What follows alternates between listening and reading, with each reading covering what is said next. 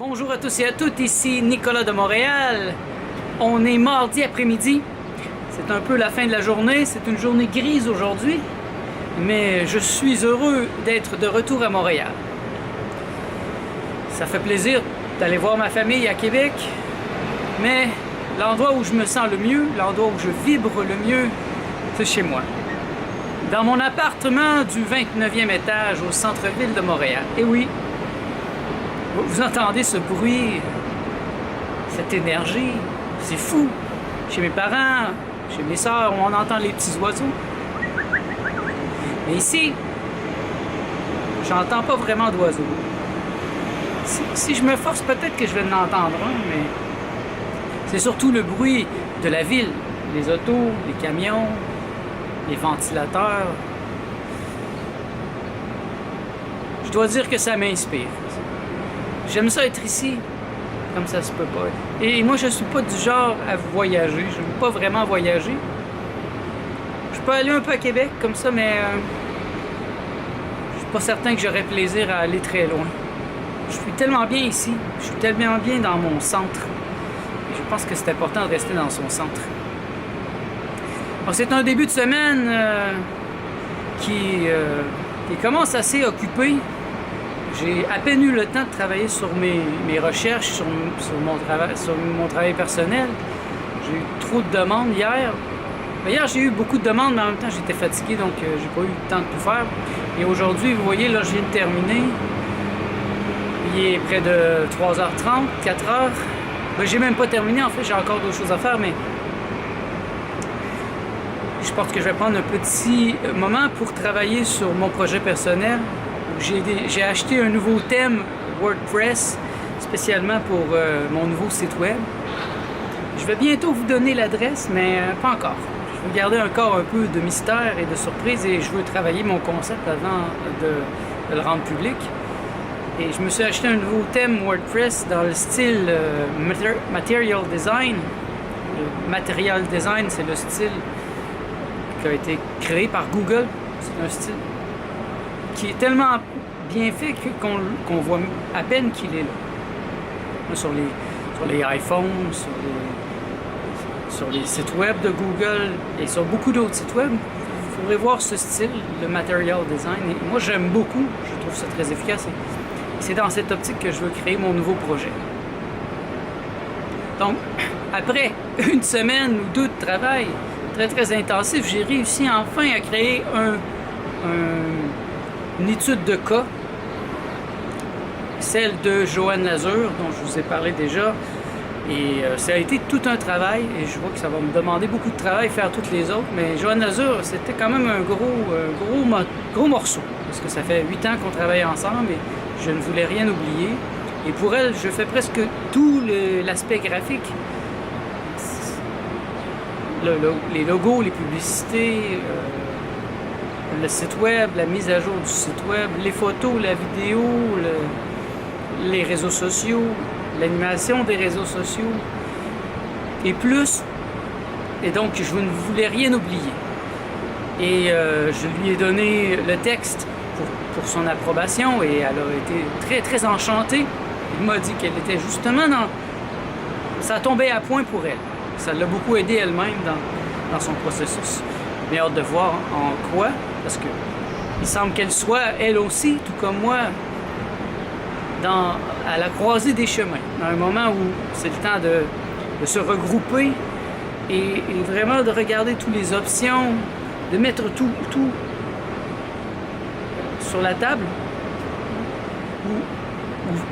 ou à terre, ou de tout mettre sur un mur, de tout mettre les choses sur un mur et de les voir toutes dans leur ensemble. Un peu comme je vois présentement Montréal, dans son ensemble. Bon, en tout cas, la moitié de Montréal, dans son ensemble. Et c'est comme ça que je veux voir ma vie. Je veux voir ma vie dans son ensemble. Je veux voir tous mes projets, qu'est-ce que je dois faire. Et avancer avec la certitude que c'est exactement ce que je dois faire. Et j'avoue que j'en suis pas mal sûr. Je suis sûr à 100%, oui, que c'est vers là que je dois aller. Et comme je l'ai dit, même si ça ne fonctionnerait pas, dans le pire des cas. J'ai beaucoup appris et déjà, je vois quelque chose que j'ajoute dans les contrats que je fais pour mes clients. Je vais plus loin dans le graphisme. Ces temps-ci, j'ai fait plusieurs affiches, on me demande plusieurs affiches et je vais plus loin que j'allais. Ils ne me demandaient pas vraiment d'aller plus loin, je l'ai fait quand même et ils ont adoré. Et ils en redemandent, donc c'est bon signe. Il faut me dépasser. Donc, je le sens, je dois me dépasser, je dois dépasser l'avant-garde, je dois savoir qu'est-ce qui se passe, mais aller plus loin et donner une valeur ajoutée. C'est ça. C'est ça, à mon avis, le truc de ces gens qui réussissent. Les gens qui sont au sommet, ils ont une valeur ajoutée. Ils ajoutent quelque chose. Et je sens que j'ajoute quelque chose dans le monde. C'est quelque chose qui a toujours été important pour moi, cette valeur ajoutée. En tant qu'artiste, d'ajouter de la beauté dans le monde, d'ajouter quelque chose de beau. J'irai pas dans le domaine du bon ou du mauvais, du bien, du mal, parce que ça veut pas dire grand-chose pour moi, cette dualité. Ajouter du bien dans le monde. Les gens qui ajoutent du bien dans le monde, je trouve qu'en général, ils ajoutent aussi du mal. En voulant en faire le bien, ils font le mal. C'est très rare qu'une personne fait juste du bien, parce qu'il y a des effets ricochets.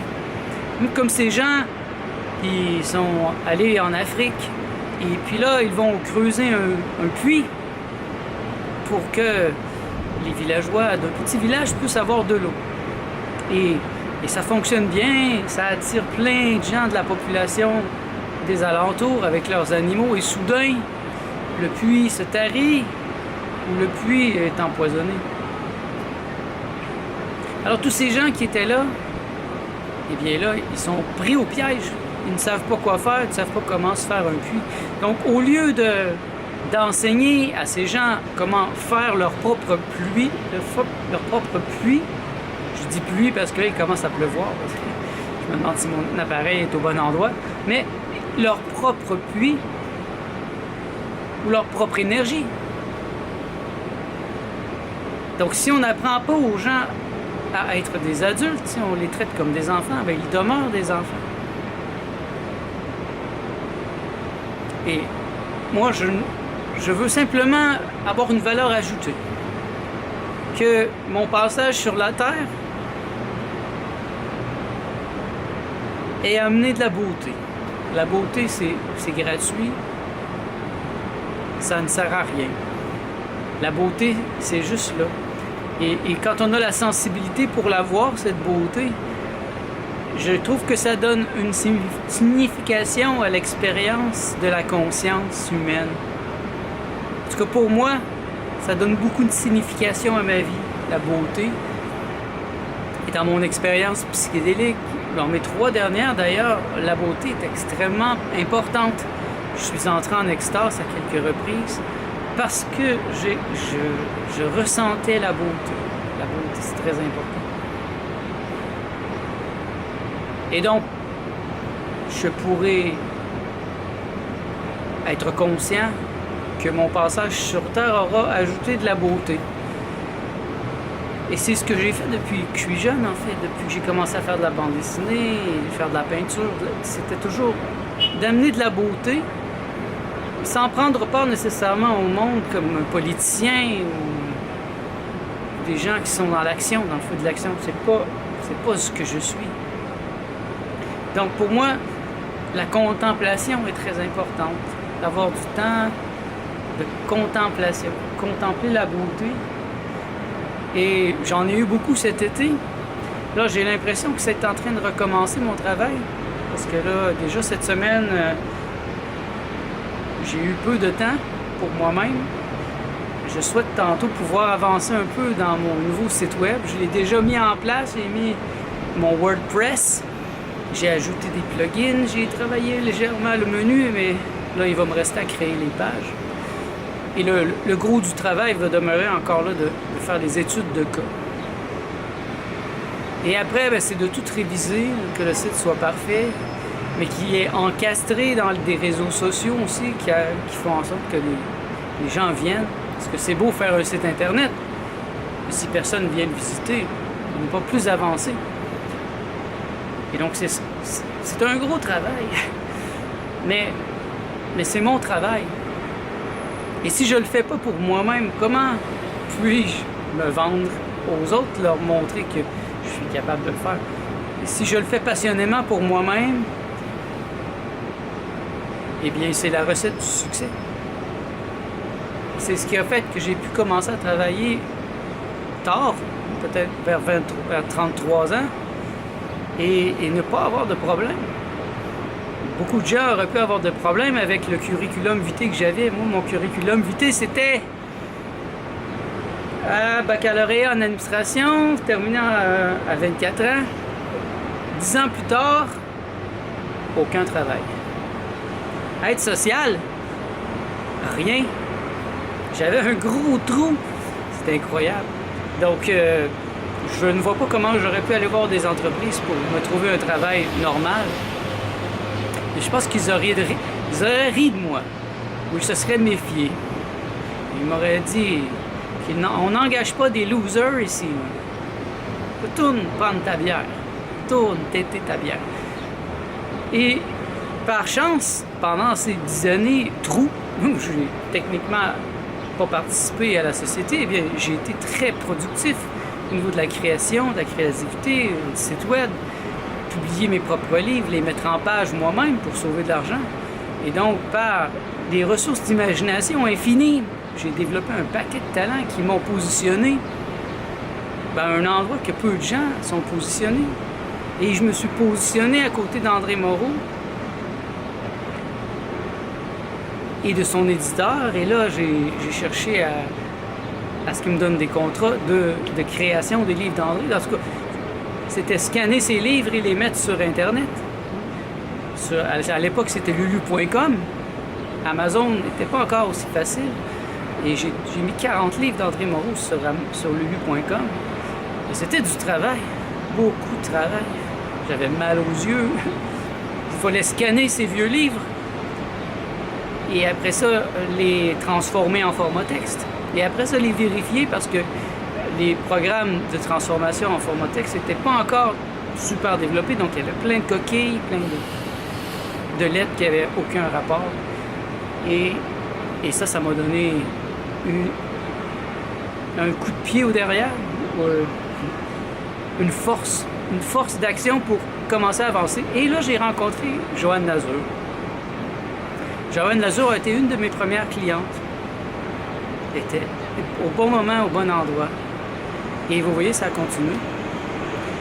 Et c'est vers ça que je veux aller. Ce genre de client que je comprends bien. En fait, je comprends bien les médiums, je comprends bien les gens dans la conscience. J'ai pas de préjugés. Et j'ai beaucoup de connaissances d'ailleurs dans le domaine, donc ça me permet de les appuyer. Et d'ailleurs, un de mes clients qui m'a renvoyé son témoignage m'a fait comprendre que c'était ça pourquoi il m'a choisi. C'est qu'avec moi, il savait qu'il n'y aurait pas de préjugés, qu'il n'y aurait pas de blocage, parce que lui, il va vraiment loin dans les niveaux subtils dans ses services. Mais moi, ça me dérange pas. Je comprends ces choses-là. Et puisque je connais mes forces, c'est là-dessus que je vais bâtir quelque chose de solide qui va me permettre de vivre bien ici, au sommet de Montréal, pendant les prochaines années, si ce n'est pour le reste de ma vie sur la Terre. On va voir. Je vous invite à en faire de même. Ne soyez pas stagnants. Osez vous renouveler, osez vous recréer. C'est possible. Si vous voyez les vidéos que j'ai faites en septembre l'année passée, vous allez voir, j'étais dans un autre appart, dans un autre contexte. J'ai eu des problèmes avec mon propriétaire. Et finalement, j'ai compris que je devais déménager. Et il y a beaucoup d'autres choses qui se sont produites, qui m'ont surpris. Des départs, des ruptures. Mais ça faisait partie du changement et c'était tout caché par par un confort. Un confort. Des fois, le confort, ça peut être dangereux. Moi, j'aime beaucoup être confortable, mais il y a un point où le confort peut nous endormir. Et ne vous endormez pas, mes amis. Réveillez-vous. C'est le temps de changer. C'est le temps de créer votre propre vie, d'être les créateurs de vous-même. Merci d'être à l'écoute. On se voit dans le prochain vlog.